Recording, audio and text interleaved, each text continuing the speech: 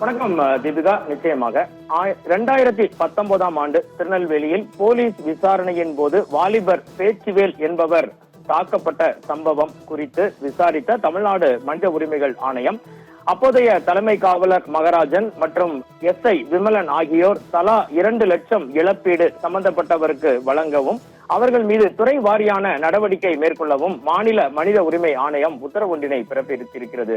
தீபிகா, இந்த உத்தரவில் பார்த்தீர்கள் என்றால் காவல்துறையினர் சட்டத்தை மதிப்பதில் மிகுந்த அக்கறை கொண்டவர்களாக இருக்க வேண்டும். ஏனெனில் அவர்கள் சட்டம் ஒழுங்கின் பாதுகாவலர்கள் என்று இந்திய உச்ச நீதிமன்றத்தின் தீர்ப்பை தமிழ்நாடு மாநில தேர்தல் ஆணைய உறுப்பினர் கண்ணதாசன் மேற்கோள் காட்டி இந்த பரிந்துரையை வழங்கி உள்ளார். இது குறித்து விரிவாக பார்த்தோம் என்றால் 2019ஆம் ஆண்டு 10/12/2019 அன்று திருநெல்வேலி மாநகர டவுன் பகுதி காவல்துறை அதிகாரிகள் சந்திரா என்பவரின் வீட்டிற்குள், டவுன் பகுதியில் இருக்கும் அவரது வீட்டிற்குள் அத்துமீறி நுழைந்து அவரது மகன் பேச்சுவேல் என்பவரை ஒரு வழக்கு விசாரணைக்காக தேடுகிறார்கள்.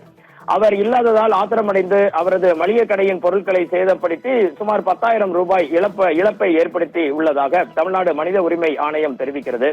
இது குறித்து சந்திராவின் 2வது மகன் பாரதி ராஜா அப்போதைய காவல் ஆணையர் மற்றும் RDOவுக்கு புகார் அனுப்பியும் எந்தவித நடவடிக்கையும் எடுக்கப்படாததால் 15/1/2020 அன்று சுமார் 9 மணிக்கு மீண்டும் வீட்டுக்குள் நுழைந்த காவல்துறை அதிகாரிகள் பேச்சுவேலை வீதிக்கு இழுத்து வந்து தடியால் தாக்கி காவல் நிலையத்திற்கு அழைத்துச் சென்றுள்ளனர்.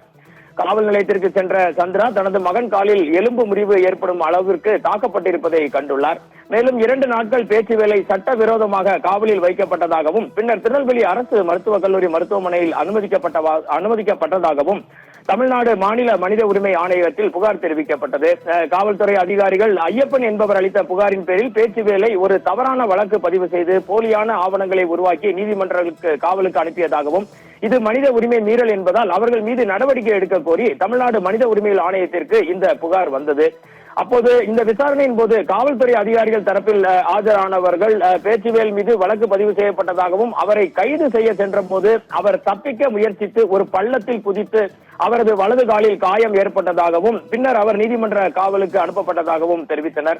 அவர்கள் மனித உரிமை மீறல்கள் ஈடுபடவில்லை எனவும் காவல்துறை சார்பில் இந்த விசாரணையின் போது தெரிவிக்கப்பட்டது. மேலும் இந்த பேச்சுவேல் மீது 20 கிரிமினல் வழக்குகள் உள்ளதாகவும் தெரிவிக்கப்பட்டது. எது எப்படி இருந்தாலும் மாநில மனித உரிமைகள் ஆணையம் புகார்தாரர் சந்திரா கொடுத்த புகாரின் அடிப்படையில் மிக தீவிரமான விசாரணையை நடத்திய போது பேச்சுவேல் அவரது காலில் வெள்ளை பேண்டேஜ் இருந்ததாகவும் வலது கையில் வீக்கம் ஏற்பட்டதாகவும் பல்வேறு விசாரணையில் பல்வேறு தகவல்களை தமிழ்நாடு மனித உரிமைகள் ஆணையம் தெரிந்து கொண்டது. இது குறித்து குறுக்கு விசாரணைகள் எல்லாம் தீவிரமாக நடத்தப்பட்டது. பேச்சுவேல் பள்ளத்தில் குதித்து காயமடைந்தார் என்பதை நிரூபிக்க போதுமான ஆதாரம் இல்லை என்ற முடிவை தமிழ்நாடு மனித உரிமை ஆணையம் எடுத்துள்ளது. இதன் அடிப்படையில் காவல்துறை விசாரணையின் போது அவர் தாக்கப்பட்டது உறுதி செய்யப்பட்டதால் அப்போதைய காவலர்கள் 2 பேரும் ஆளுக்கு 2 லட்சம் ரூபாய் தலா 2 லட்சம் ரூபாயாக புகார்தாரர் சந்திராவிற்கு 4 லட்சம் ரூபாய் இழப்பீடு வழங்க வேண்டும் என தற்போது தமிழ்நாடு மனித உரிமைகள் ஆணையம் உத்தரவிட்டுள்ளது. இந்த தொகையை பார்த்தீர்கள் என்றால் தீபிகா, இந்த காவல்துறை அப்போதைய காவல்துறை தலைமை காவலர் மகராஜன் மற்றும் SI விமலன் ஆகியோரிடம் இருந்து பெற்று வழங்க வேண்டும் எனவும் சம்பந்தப்பட்ட காவல்துறை அதிகாரிகள் மீது ஒழுங்கு நடவடிக்கை தொடங்கவும் தமிழ்நாடு ஆணையம் தற்போது பரிந்துரை செய்துள்ளது. இந்த ஆணையத்தில் மீண்டும் அவர்கள் தமிழ்நாடு ஆணையம் என்ன தெரிவித்திருக்கிறது என்றால் காவல்துறையினர் சட்டத்தை மதிப்பதில் மிகுந்த அக்கறை கொண்டவர்களாக இருக்க வேண்டும். ஏனெனில் அவர்கள்தான் சட்டம் ஒழுங்கின் பாதுகாவலர். ஒரு விசாரணை கைதிக்கும் அவரது மனித உரிமை மீறப்படுவதற்கான எந்த முகாந்திரத்தையும் காவல்துறை செய்துவிடக் கூடாது என தமிழ்நாடு மனித உரிமைகள் ஆணையம் தீர்ப்பளித்து இந்த அபராத தொகையை விதித்துள்ளது. இதில் பார்த்தீர்கள் என்றால் இந்த விசாரணைகள் நடந்து கொண்டிருக்கும் போதே இந்த பேச்சுவேல் என்பவர் மரணம் அடைந்து விட்டார். இந்த தீர்ப்பு தற்போது வெளியாகி திருநெல்வேலி மாவட்டம் முழுவதும் மட்டுமின்றி தமிழகம் முழுவதும் மிகப்பெரிய பரபரப்பினை ஏற்படுத்தி உள்ளது. தீபிகா.